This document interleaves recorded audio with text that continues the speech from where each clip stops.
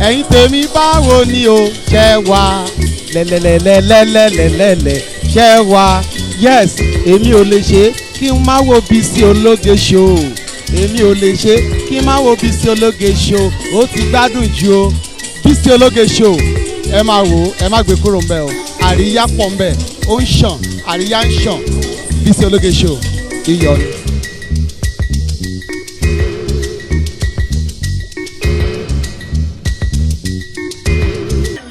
ọmọ èkó gangan ni ẹni tá a sọ yìí ó bímọ aláyọ̀ ó bí khalid ó gbà níyà àwọn èèyàn máa ń pè mọ́ mi ìṣẹ́jú ìṣẹ́pọ̀ aṣíwájú ṣe tẹ́nìkan òṣèré ó ń pa wá pọ̀. Ladies and gentlemen, can you put your hands together fún ìdùnnú ọlá àdùnní àdé ọmọ ṣẹ́fì lọ́wọ́ ọmọ ṣẹ́fì lọ́lẹ́ ọmọ ṣẹ́fì lẹ́gọ́ Fathia Balogun ọmọ ọgbọ́n tó yìí ọgbẹ́ kò rí lórí kò tó sọ̀rọ̀ wá sí ọ̀gbẹ́ni kò tó sọ̀rọ̀ ẹ kọ́kọ́ họ̀gì ara yín ná. Èmi lọ́kọ́ ẹ o èmi ní o èmi rè o bébí mi APC. Ìmọ̀ pépé gàdé yìí ká máa gàdé ìyàwó. Ẹ̀yin tèmi ṣàlàfíà bọ̀bá yìí kò sọ̀rọ̀ mọ́ o gbogbo wa ti mọ ibi tá à ń lọ orúkọ mi ò yí padà Fathia Balogun ní orúkọ tí a tó bá ti dọjọ́ òbò ẹ ṣe kí ni ẹ tẹ̀ sójú ẹ̀ tó bá dọjọ́ òbò ẹ ṣe kí ni ẹ tẹ̀ sójú ẹ̀ Jagaba nìkan ló lè ṣe APC. Welcome Rẹ̀mí Sùúrù.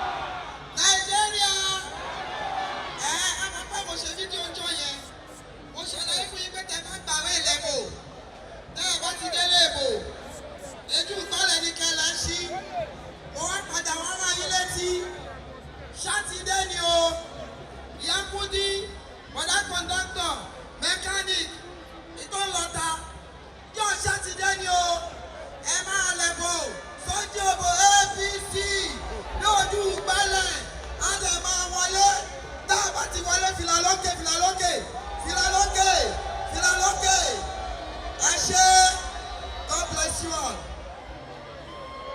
APC. Nigeria! Lágbára Ọlọ́run àti débẹ̀. The next artist to speak to you is Foluke Daramola. Foluke. Ọwọ́ mi ni ẹ máa wò Foluke. Foluke Daramola. Sorry, Daramola. APC. True.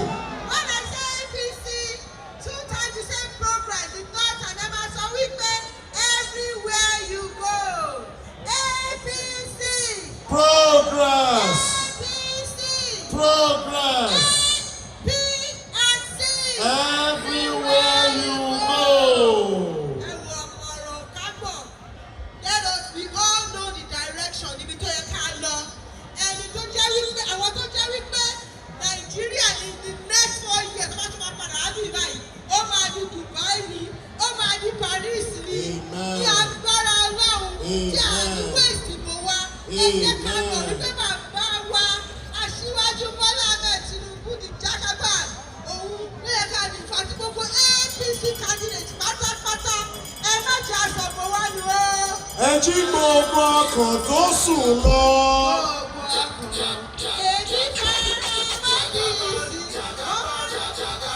All right, anytime I play next. DJ, hold it, DJ. Anytime I play next, èmi gangan ló yẹ kí n pè. Ẹni obìnrin ni ẹ̀yin náà mọ̀ mo ṣe ábọ̀mù kan mo kì í ta ló rántí ábọ̀mù yẹn èmi ni fújì sùúrùtù táyé ń wí. èmi ni fújì sùúrùtù táyé sọ alùlù ẹ̀kọ́rin èmi gan-an Saheed. A veteran actor. má sọ mọ́. APC progress. APC.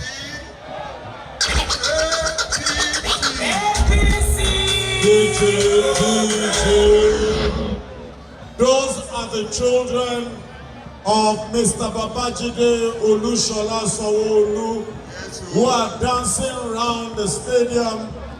He has taken care of them continuously, and they've come to say thank you to their father. Masoma Odowoyi. Wọ́n ní ẹni bá dìbò APC o, aṣòwò, ajèrè, akéré oko. Àwọn títí wọ́n ti bàjẹ́ o, wọn ò ní kó nọ́mọ́ tiwa. Ẹ má ṣe bá wọn jà o, ìbò ní ẹ̀dì o. Ẹ má ṣe bá wọn jà o. Ṣé rí ànífẹnuṣe? Bàbá wa dẹ̀ ti sọ kinní kan fún wa. Ó ní a máa dìbò. A máa dìbò. A máa dìbò. Bàbá wa tún wá fi kinní kan kún fún wa ní àná ní Èkó Hotel. Wọ́n ní tí a bá ti dìde tá dìbò. Wọ́n ní ká mójútó ìbò wa. Wọ́n ní ká wo bò. Wọ́n ní kí gbogbo ọba aládé kí wọ́n rọra gbé adé síbi kọ́kọ́ dé fìlà kí wọ́n mójútó. Gbogbo àwa ọ̀dọ́ tá bá ti ń dì í ká mójútó. Gbogbo àwa àgbàlagbà tá bá ti ń dì í ká mójútó. Tọ́ba ti wá kà àwa wọlé. Àmọ́ àdúrà kan ló wà lẹ́nu mi tí máa ṣe fún gbogbo wa. Ẹ ṣé. Wọ́n ní ká sáré títí ká lọ rèé ká sọ̀ mú. Wọ́n ní ká rìnrìn bẹ̀rẹ̀ ká lọ rèé ká sọ̀ mú. Òòṣà òkè nìkan ló mẹ́ni tí ò fọ sọ̀ rere lọ́wọ́. Adíbá fún ajígbáwòrán gẹ́gẹ́ tí ó fọwọ́ ẹ̀ ti nìkan. Bí ikú bá pa agbádá agbó. Bí ikú bá pa gọ̀bìgọ̀bì á tẹ̀. Ikú ń wá ẹni tí ó pa ikú òkè pẹ̀lú kankan nù wá. Àṣẹ. Tá a bá dìbò tán, èmi àti ẹlájọ́ máa jèrè Nàìjíríà. Àṣẹ. Wọ́n ò ní fi Nàìjíríà pàtàn rere lẹ́yìn wa o. Àṣẹ. Ojú wa báyìí lọ́ fi máa pàtàn rere. Ṣé agbára Ọlọ́run. Ayé. Ìjẹ̀tẹ̀ ìjẹ̀tẹ̀tẹ̀. Dákúrò ṣe é jẹ́ ọmọ ayé. Ọmọ ayé làkùnlé ẹ̀mí aṣíwájú. Aṣíwájú ọmọ olóòdòdè. Sátọ̀dé ó lọ sóde. Àjàgbá yìí ní tẹ́kù. Àjàgbá yìí ní tàrà. Kò pọ́sibù. Káfíyọ̀ káàbíjọ̀ bẹ́ẹ̀ pé a kì í fi yọmú sọ̀rọ̀ alábẹ́ bí. Ọmọ ayé làkàn bí aṣíwájú. Lọ́jọ́ Sátọ́dé, ìbò tá a bá dì lórí aṣíwájú, ìbò ìtúsílẹ̀ ní ìbò òmìnira ni. Òmìnira ta ti tọrọ tipẹ́tipẹ́ látàáyé àwọn olówó. I want to welcome, by the grace of God, the next First Lady of the Federal Republic of Nigeria, a senator. What a waiting goal! Senator Mrs. Oluremi Tinubu. Olúrẹ̀mí ọmọ ẹkú ṣe bí àlá o. Ayọ̀tàkọ̀ bí olódò tẹ̀. Tinubu lọ sóde lọ́jọ́ Sátọ́dé.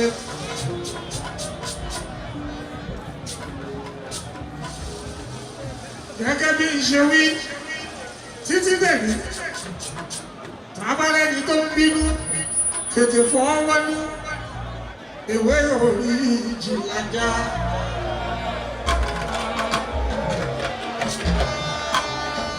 Kó tó di Sátọ́dé tètè fọwọ́nú jẹ́ kó lọ sọ́pin ìgbàgbé torí pé ìwé orí ìjìlájà.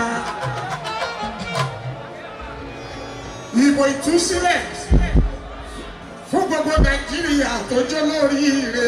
I also want to welcome the wife of the Speaker of the House of Reps of the Federal Republic of Nigeria, Mrs. Bajabiamila. Salamatu Oge Ile. And Pastor Tolabi, please come to the stage. Your attention is needed. Yes, thank you. Ewé orí ìjìlájà, ewé orí ìjìlájà o. Ẹni àbáṣẹ kò forí jì wá, ewé orí ìjìlájà. Aláti ẹ bá mi kọ́ again, ẹ bá mi kọ́ again. Ẹni àbáṣẹ kò forí jì wá, ewé orí ìjìlájà. Aṣíwájú tá ń sọ̀rọ̀ nípa ọmọ ayé mi. Àkọ́bí olódòdó ọmọ ayé mi. Àìfọ́mọ ẹ̀fọ́ rẹ̀ ọmọ ayé mi.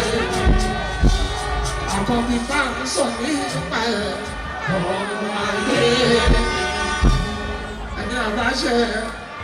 Ẹni àbáṣẹ kọ́kọ́ orí jì wá, orí jì wá. Nigeria should come now.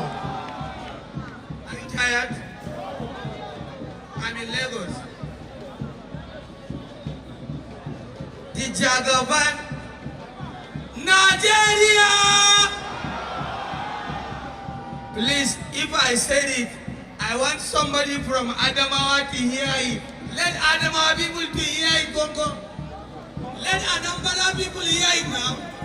Nigeria! Okay, anything I say Jagaban. I don't talk up. I go bottom. Amy Logan. Niger. Presidency. Bisha AC. Bakos EC. Baba mi. Amy Logan. Tinubu Logan. Jagaba yadda kai wa Buhari muna fata haka zai yi ma. Kebe kwatance ba. Ai ita na ba a kwazo ba. Jagaba yadda kai wa Buhari muna fatan haka zai yi ma. Okay, I'll be back.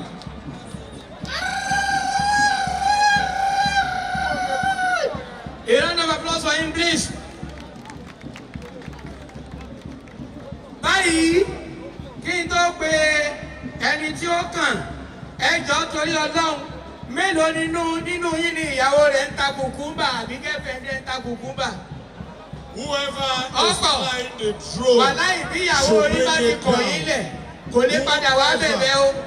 If you get it, you get it, don't get it, don't get it. Bring it down. Now. Àjàlá Àjàlíngò àti Kíkẹ́ Adéyẹmí àti Adébímpé Wàsílà Kódẹ̀ káwọn mẹ́tẹ̀ẹ̀ta máa bọ̀ káwọn á lò ṣẹ́jú kọ̀ọ̀kan ọ̀gá àwọn Àjàlá Àjàlíngò ní ọ̀kọ̀ọ̀kan sọ̀rọ̀ bó lè ṣe ń wò mí báyìí. APC APC APC tó bá ti délẹ̀ kẹta tí bá sọ pé APC ẹ sọ pé APC